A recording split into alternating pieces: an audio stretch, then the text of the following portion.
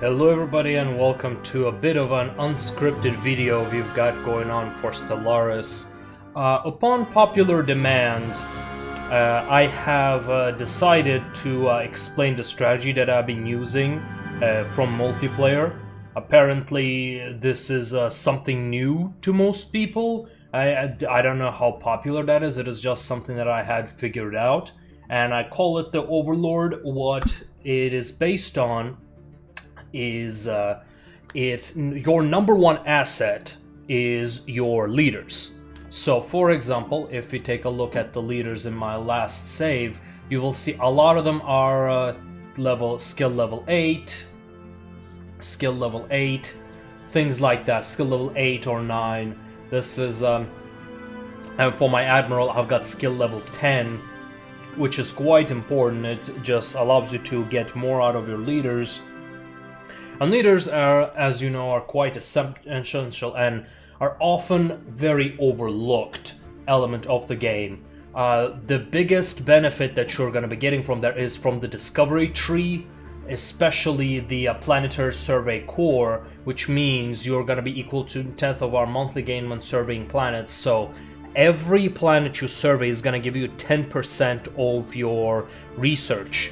Now, if you have, say, 10 ships that are researching at the same time a planet, and every month if you search, say, 2 planets, you're gonna be getting about, well, twice as much of your research points as stored research, which allows you to propel your research quite fast, and that is the basis of it. The second basis when it comes to leaders is this: higher ranks give you better research.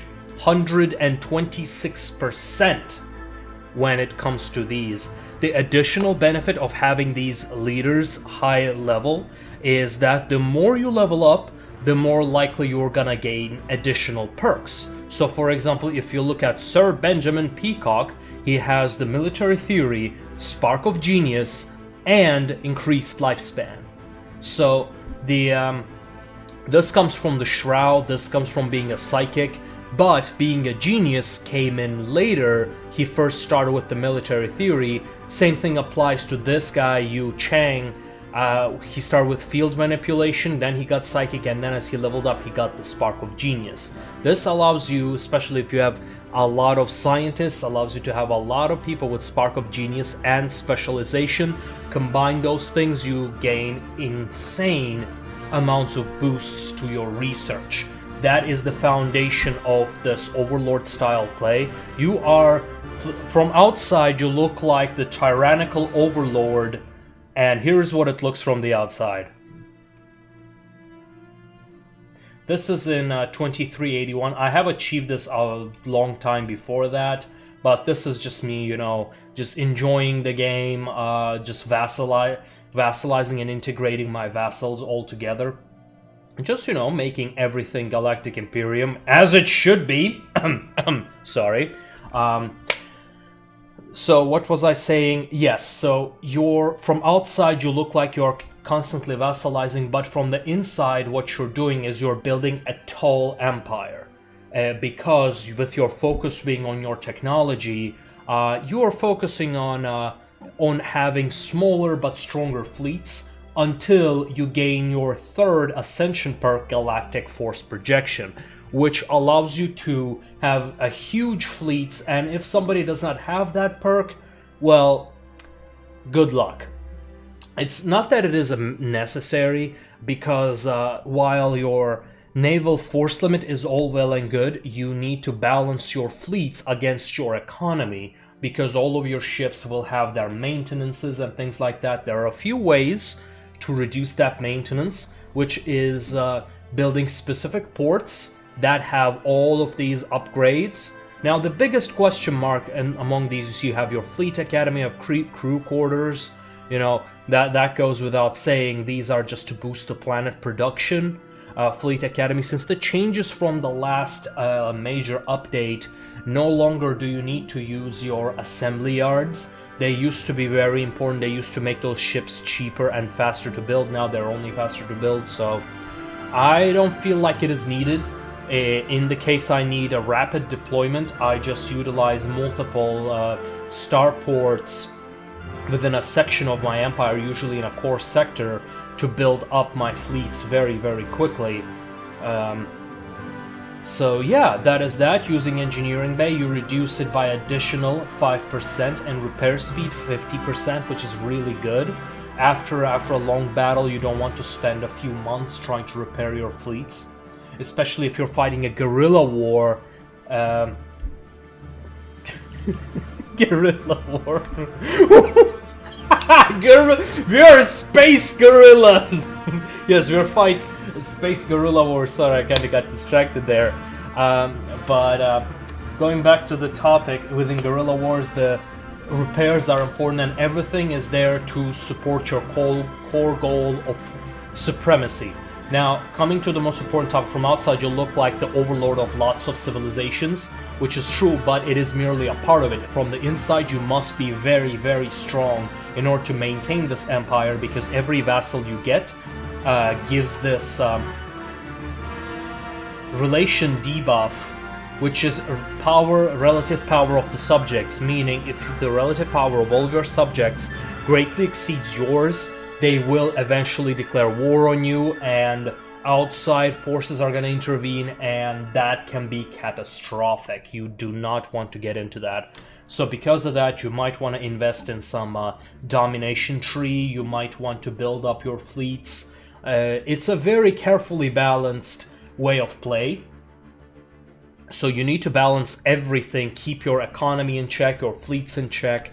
It's a pretty complex way of play. I'm sure there are also other ways of play, but that's basically the gist of it. You are, in general, the important thing when it comes to the Overlord style play, your first war, you try to vassalize your opponent, and then you get 2 tributaries. Your next wars are to get tributaries. Your next 2 wars, you should be trying to get tributaries with your neighbors, because they, while they do not join your wars, it is generally cheaper to get a tributary, and they improve your economy, which is very important, because with a vassal, you have increased fleet capacity, and tributaries give you the necessary economy to improve your planets, to improve your technology, to improve your fleet. Everything you might require, you get from your vassals, from your tributaries. And then you continue with that, trying to balance the amount of tributaries and with vassals. The important thing about that is that you cannot integrate your tributaries, so you need to declare war on them again and then turn them into vassals if you'd like to integrate them. But integration, the third pillar of playing as the Overlord, you always remain small until it is time to consume the galaxy. And by that I mean until you achieve late game techs, achieve the most important of your ascension perks. You do not expand planets wise, you expand using your frontier outposts. Even then, you make sure that you have at least 1 point of influence remaining, hence why I prefer the democratic style of government. And that's the core of it. First pillar are your leaders, second pillar is the balance of your economy, the third pillar is expansion through frontier outposts and not by planets. Now you might ask, what will be the sweet spot when it comes to planets? I found that 3 is the sweet spot. The reason for that is your second planet is usually close to you, and your third planet serves as an extra frontier outpost that gives you enough economic boost to defeat your opponent in your first war. Your first war is gonna be the closest one. You must plan your wars very, very carefully. That's part of like overall strategy. So that is the core of the Galactic Imperium strategy for dominance. I hope you enjoyed it. Sorry for the bit of a rambling. It is unscripted, unplanned, and I hope you enjoyed it. If you have any questions, you can leave them below. I'm sure there are better players than I'm out there. I've only played like 1, maybe 2 multiplayer games. I only have 200 hours, but this is the strategy that I have came up with, and I have used it in multiplayer and single player to great extent. I'm just exploiting all of these game mechanics and expanding through the vassalization system, which I think is a great way that it is incorporated. Let's see, so that's about it. Maybe in the next video I will talk about my war doctrine. Yes, there are special war doctrines that comes into play. Like, as you can see, I have got 2 fleets, 2 doom stacks, and a 3rd fleet that does my raiding and things like that. These are usually very modular. You'll want to remain very flexible when you are building your fleets. And that's about it. When it comes to your government ethics, this strategy works with just about any government ethic. Perhaps not with pacifists, because you keep vassalizing others, but it can work. I have never played as a pacifist. I despise pacifism. So because of that, I have never played as such. But it is theoretically possible. If you have good enough relationships, you can vassalize others, you can make them your tributaries, things like that, by just being the good guy. Just being the good boy who just gets crushed by the proper powers of the galaxy.